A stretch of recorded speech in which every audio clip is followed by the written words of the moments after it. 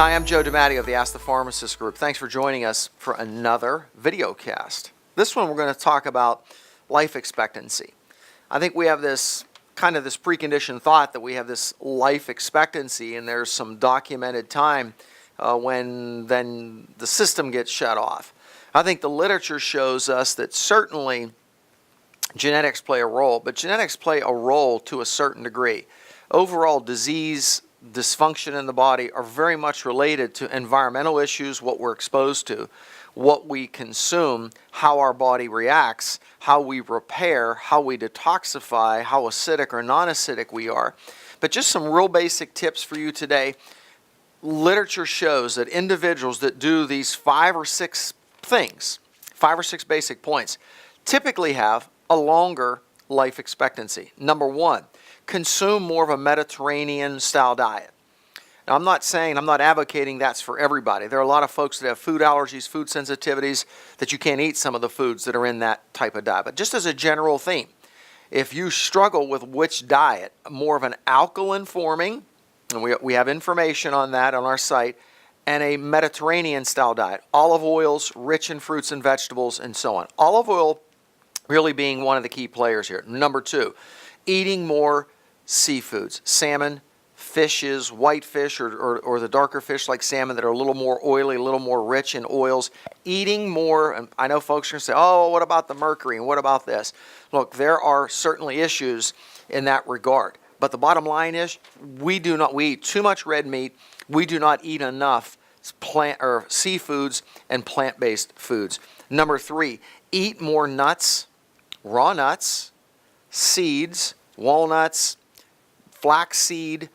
Think about different types of foods that are actually pretty close to being, if you will, raw, or the way you would consume them from a plant source. More vegetables, more raw vegetables. Think about doing some juicing periodically.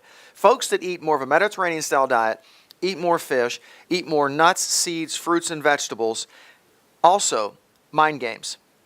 I call them mind games. You've got to do things that stimulate the brain.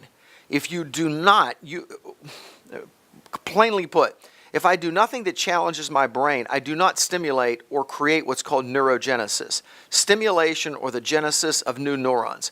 The more mentally active and the more stimulated by doing things that create a demand where I have to think, I have to expound, and I have to expand my thought process, you stimulate neurons in the brain.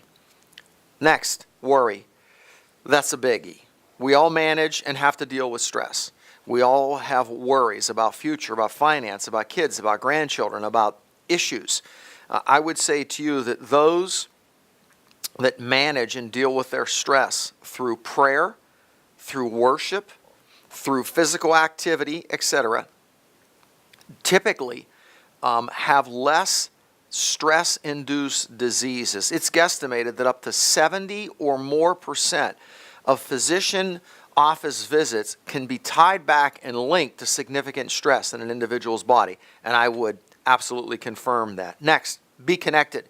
It's important to be connected in relationships. God did not create us to be an island. We have been created for connection. If we're reaching out to others, the Bible talks about, in essence, indirectly refreshing others. If we're vested in refreshing others, if we're vested in regarding others, if we esteem others more highly than ourselves, there's something about you giving away from yourself, and your Heavenly Father endues and takes care of you. Proverbs 15:3 says, a happy heart makes the face cheerful, but heartache crushes the spirit. Proverbs 11:25, a generous person will prosper. This is not just about finances and money. This is also about your time, your affection, your love, your caring. A generous person will prosper. Whoever refreshes others will be refreshed. God bless you. Thanks for being with us on our video cast. See you on the next one. Have a blessed day.